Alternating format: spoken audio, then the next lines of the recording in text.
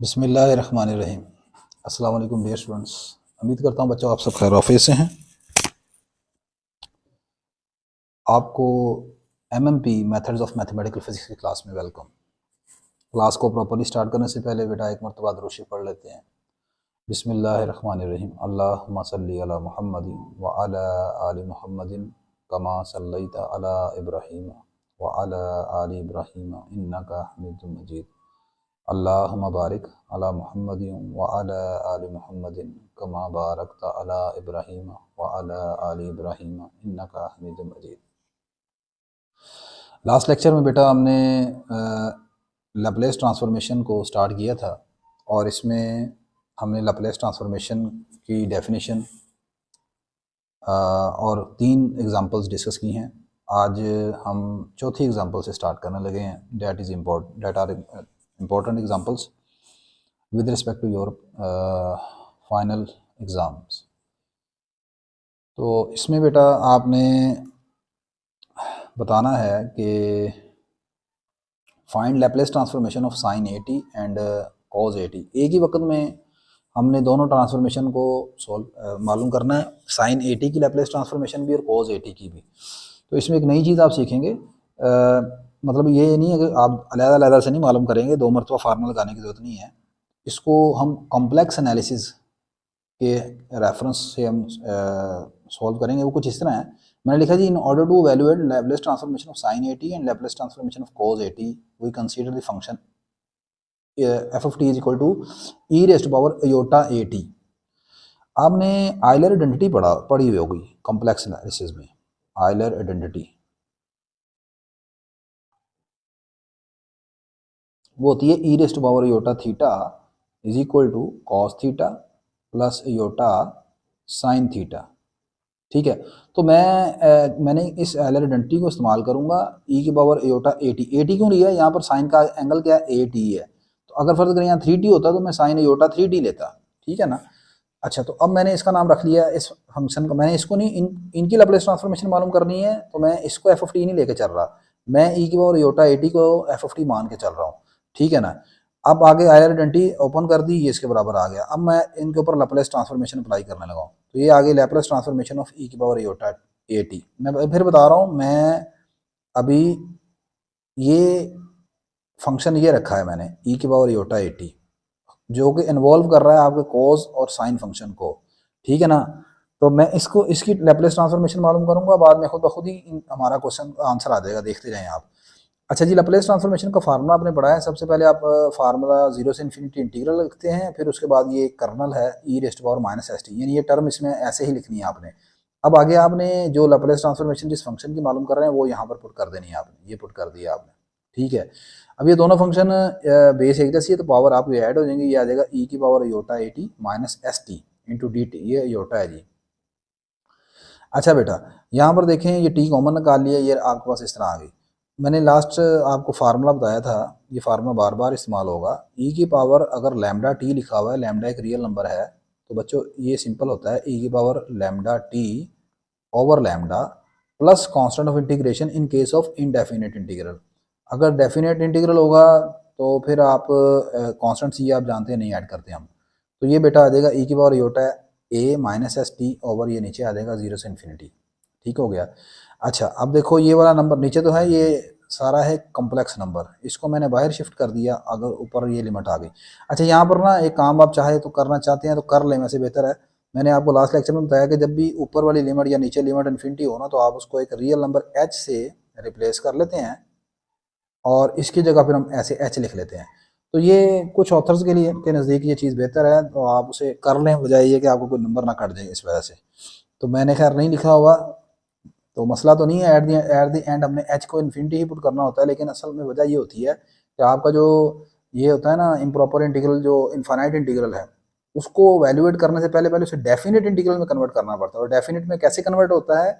आप लिमिट्स को किसी रियल नंबर एच से चेंज कर देते हैं। ठीक है, तो वो ज़रा काइंडली यहाँ पर आप एच लिख लें, फिर उसके बाद लिमिट में एच की जगह में इन्फिनिटी पुट कर लेंगे। अगर मैंने नहीं लिखा तो चले, आप अगर नहीं आपको समझ आ रही तो आप ऐसे कर लें, चल सकता है ये काम। अच्छा जी, ये बेटा मैंने यहाँ पर लिमिट अप्लाई की, अपर लिमिट, ये आ गई लोअर लिमिट। अच्छा, अब देखें ज़रा, अब यहाँ पर ये छोड़ दें, ये कुछ नहीं है। ये अब आपने लिमिट अप्लाई की, ये आ गया, ये कॉम्प्लेक्स नंबर है, कॉम्प्लेक्स नंबर है, इसको इन्फिनिटी से मल्टीप्लाई करेंगे, इन्फिनिटी आ जाएगा, ई की पावर माइनस इन्फिनिटी आ गया, ये आ गया ई की पावर जीरो, ई की पावर जीरो 1 हो गया। ई की पावर माइनस इन्फिनिटी आप जानते हैं जीरो के बराबर है, कैसे आप जानते हैं, ई की पावर माइनस इन्फिनिटी को आप लिखोगे 1 ओवर ई की पावर इन्फिनिटी, और ई की पावर इन्फिनिटी जो है वो सिंपल होता है इन्फिनिटी, तो 1 ओवर इन्फिनिटी जीरो, तो ये बेटा आपके पास आ गया जीरो माइनस वन, उस माइनस वन को इससे मल्टीप्लाई कर देते हैं, ये आ जाएगा 1 ओवर एस माइनस योटा ए। अब आप जानते हैं डिनोमिनेटर में कभी योटा की फॉर्म आ जाए तो आप उसे रैशनलाइज कर लेते हैं, मैंने इसको रैशनलाइज कर लिया, रैशनलाइज किया तो आप जानते हैं रैशनलाइज भी कैसे करते हैं, ये रैशनलाइज करने के बाद नीचे फार्मूला लगा दिया a minus B A plus B, तो वो आ जाएगा इस तरीके से a का स्केयर माइनस b का स्केयर।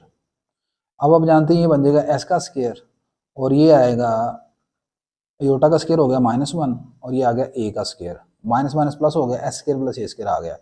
तो अब मैंने रियल पार्ट और इमेजिनरी पार्ट अलग कर दिया, अब आपका क्वेश्चन खत्म होने लगा है। This implies Laplace transformation of e की पावर योटा ए टी आ गया एस ओवर दिस, और ये इमेजिनरी पार्ट आ गया।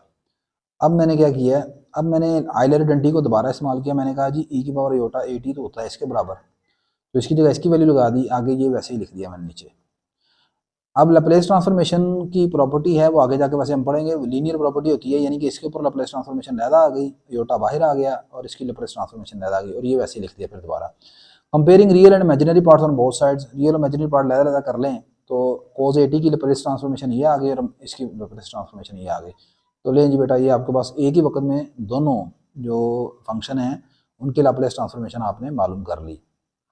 नेक्स्ट वन, एग्जांपल नंबर 5 कहता है आपने check whether Laplace transformation of 1 over T exist, आपने बताना है कि क्या टी इनवर्स की लैप्लेस ट्रांसफॉर्मेशन एग्जिस्ट करती है या नहीं करती।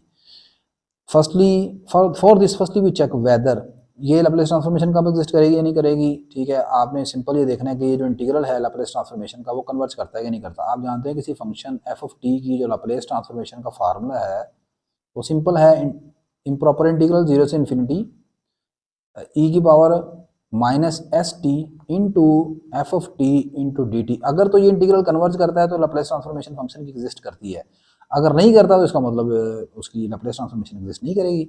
तो सिंपल मेरा फंक्शन है, यहाँ पर एफ ऑफ टी की जगह टी इनवर्स या 1 ओवर टी पुट कर दिया, तो ये बनेगा मेरा।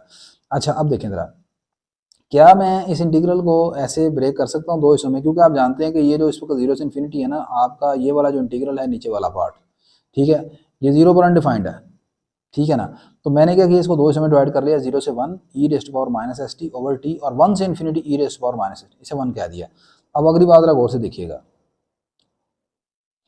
मैंने लिखा जी कि जब आपका ये नंबर है ना इंटरवल 0 से 1 के दरमियान हो, तो ये वाला जो है ई की पावर माइनस एस टी, ये हमेशा ई की पावर माइनस एस से बड़ा या ज़्यादा से ज़्यादा बराबर हो सकता है, जबकि एस आपका एक पॉजिटिव रियल नंबर हो।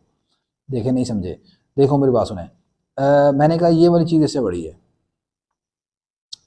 देखते हैं कैसे। एस मेरे पास है एक real number, positive real number, मैं आपसे कहता हूँ कि एस फर्ज कर लें मेरे पास 5 के बराबर है, आपने यहाँ से एक टी उठा लेना है, टी ले लेते हैं जी, चले मिसाल के तौर पर 1/2.5। अब मुझे बताएं कि ई की पावर माइनस एस टी का मतलब 5 इंटू -5 ये बड़ा आंसर देगा, या ई रेस टू पावर -5, मतलब यहाँ पर एस की और टी की कीमत पुट कर दी। अब आपने देखना है दोनों में से बड़ा आंसर कौन देता है, ये बन जाएगा ई की पावर में -2.5, कैलकुलेटर आपके पास मौजूद है, और ये है ई की पावर -5।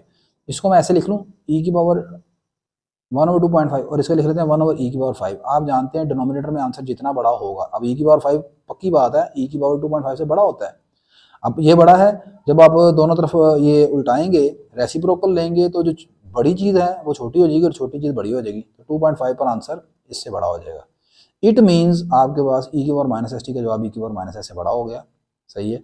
इसका मतलब ये मेरे पास ये वाला जो पहला हिस्सा है, अगर इस पर मैं लिमिट अप्लाई कर दूँ, अब मैंने मतलब क्या करने लगा हूँ, मैंने इनको आगे दोनों तरफ टी से डिवाइड कर दिया, इधर भी और इधर भी, और बाद में लिमिट ऑफ इंटीग्रेशन ले ली, तो इस रिजल्ट की मदद से मेरे पास ये वाले दो इंटीग्रल बन गए, ठीक है। और इनको मैं इसको कहता हूँ स्टार। आगे आपने 2 को नहीं यूज़ करना, इसको छोड़ दें स्टेप को, सही है। अब ये स्टार आ गया, अब आपको आगे हम ये करेंगे, आपने बेसिक कंपैरिजन टेस्ट पढ़ा हुआ है सीरीज़ का, ठीक है। और आपने रियल एनालिसिस 2 में भी इम्प्रॉपर इंटीग्रल की कन्वर्जेंस और डाइवर्जेंस सीखी हुई है। उसमें होता ये था, मैं आपको याद करवाता हूँ, अगर अगर छोटा इंटीग्रल डिवर्ज करेगा तो फिर बड़ा डिवर्ज करेगा। जैसे छोटी सीरीज डिवर्ज करेगी तो बड़ी सीरीज डिवर्ज करेगी। तो छोटा इंटीग्रल कौन है इस वक्त? ये है जी, ये हमारा छोटा इंटीग्रल है, आप गौर से देख लें। इसमें फ़र्क क्या है? इसमें टी आ रहा है, इसमें टी नहीं है ऊपर, ठीक है। अगर मैं ये दिखा दूं कि मेरा ये वाला इंटीग्रल डिवर्ज करता है तो इट मीन्स ये बड़े वाला इंटीग्रल जो लेफ्ट साइड पर है, यानी ये वाला, this is on left side, और ये है कौन सा? बड़ा इंटीग्रल है, बड़ा integral, greater integral, larger integral. तो ये डिवर्ज कर देगा। जब ये डिवर्ज कर देगा, इसकी ये डिवर्ज करेगा, तो जब मैं इसको इसके डिवर्जेंस को, डी डिवर्जेंस, इसको यहाँ पुट करूंगा मैं, तो मैं कहूँगा भाई ये पहला इंटीग्रल डिवर्ज कर रहा है। अब अगर ये कन्वर्ज कर भी जाए, ये दूसरा कन्वर्ज कर भी जाए, तो भाई ये डिवर्ज कर रहा है, अगर ये कन्वर्ज कर भी जाए तो फाइनल दोनों का सम डिवर्ज करेगा, और हेंस ये मेरा शुरू वाला इंटीग्रल डिवर्ज कर देगा, ठीक है। चलें जी, अब देखते हैं। तो मुझे क्या दिखाना है? मुझे ये दिखाना है कि इस स्टार में ये जो राइट साइड ये वाला इंटीग्रल है ना, सेकंड, ठीक है, ये जो है कौन? छोटा integral, this is our smaller integral. ये स्मॉलर इंटीग्रल अगर डिवर्ज करता है ना बेटा, तो फिर ये बड़ा डिवर्ज करेगा। ये बड़ा डिवर्ज करेगा तो बड़ा को यहाँ पर पुट करूंगा, तो मैं कहूँगा ये पूरे का पूरा 1 डिवर्ज करेगा। अब इसमें आपने स्टेप नंबर 2 को इस्तेमाल करने की जरूरत नहीं है, वो मैं नहीं इस्तेमाल करूँगा आगे। इसी तरह आगे फिर ये जो कंबाइनिंग 1 और 2 है उसको भी नहीं स्टार्ट करना मैंने, ये भी छोड़ दें आप स्टेप, ये भी स्टेप छोड़ दें। बस ये जब मैं आपको पहले भी बताया कि आपकी तरह स्टूडेंट था तो उस वक्त मैंने बनाए थे, ठीक है। फिर मैंने अब जब देखा तो इनको मैंने यूटिलाइज नहीं कर रहा इन दोनों स्टेप्स को, 1 और 2 को, 3 को। अब मैं क्या करने लगा हूँ? वही जो चीज़ आपको पीछे बता के आया हूँ कि मैं इस हिस्से को सॉल्व कर रहा हूँ, इसको, ठीक है। और इसके मतलब मैंने क्या लिखा? मैंने लिखा बट ये जो इंटीग्रल है इसमें ये आ गया, ये है ई की पावर माइनस एस, इसे लिख सकता हूँ 1 ओवर ई की पावर एस। देखो एस कौन है? रियल नंबर है। मैं फिर बता रहा हूँ ये वेरिएबल नहीं है, तो ये रियल नंबर है तो उसको मैंने बाहर निकाल लिया, अंदर आएगा 0 से 1 डी 1 ओवर ये। अब इसमें देखें, मैं यहाँ पर बेटा 1 ओवर टी है, इसकी इंटीग्रेशन है लॉग टी। अब आपके पास ऊपर आ गया लिमिट अप्लाई की log 1, नीचे आ गया log 0, लिमिट अप्लाई करने के बाद log 1 0 हो गया, log 0 इन्फिनिटी है, तो ये फाइनल आंसर इन्फिनिटी आ गया। तो अब क्या होगा? This shows that this integral, ये इंटीग्रल डिवर्ज कर गया, सो बाय बेसिक कंपैरिजन टेस्ट। अब ये वाला हिस्सा डिवर्ज कर गया तो बेसिक कंपैरिजन टेस्ट ये कहता है कि भाई ये मेरा हिस्सा डिवर्ज कर गया, तो इट मीन्स छोटे वाला ये जो वाला इंटीग्रल है, ठीक है, लेफ्ट साइड पर ये वाला, ये भी डिवर्ज कर देगा। तो यही सारी बातें मैंने लिखी हैं जो आपको मैं बता रहा हूँ। This shows that the integral diverges so by basic comparison test from star, ये वाला जो इंटीग्रल है लेफ्ट साइड पर जिसमें टी आ रहा था ऊपर, ये डिवर्ज करेगा। सो ये वाला इंटीग्रल, यानी यही दोबारा मैंने लिखा है नीचे स्टेप, ये इन्फिनिटी को अप्रोच करेगा, पुट इन 1, इसको 1 में पुट कर देते हैं यार। 1 कौन था? 1 ये आपका शुरू का स्टेप है, यानी ये वाला। देखो अब ये वाला साइड इन्फिनिटी को अप्रोच कर गया, अब ये इन्फिनिटी अप्रोच कर गया। अब ये चाहे कन्वर्जेंट भी हो, फर्ज कर लें ये कन्वर्जेंट भी है, फर्ज कर लें, तो इन्फिनिटी प्लस कन्वर्जेंट ये कन्वर्जेंट होगा, तो हमारा फाइनल ये शुरू वाला इंटीग्रल डाइवर्ज कर देगा। Put in 1 we get this integral approach to infinity, ठीक है जी। ये बेटा इस आज की लेक्चर में हमने सिर्फ ये 2 इंपॉर्टेंट एग्जांपल डिस्कस किए हैं। नेक्स्ट वेरी इंपॉर्टेंट है, आगे हमने एक्सपोनेंशियल ऑर्डर फंक्शन इसके मतलब डिस्कस करेंगे, and very important state and prove the existence theorem of Laplace transformation, इसके ऊपर बात करेंगे। वेरी वेरी इंपॉर्टेंट है ये, ठीक है, ये पेपर में आया हुआ। तो तब तक के लिए मुझे इजाज़त दीजिए, अपनी दुआ में याद रखिएगा, ठीक है। अल्लाह हाफिज़।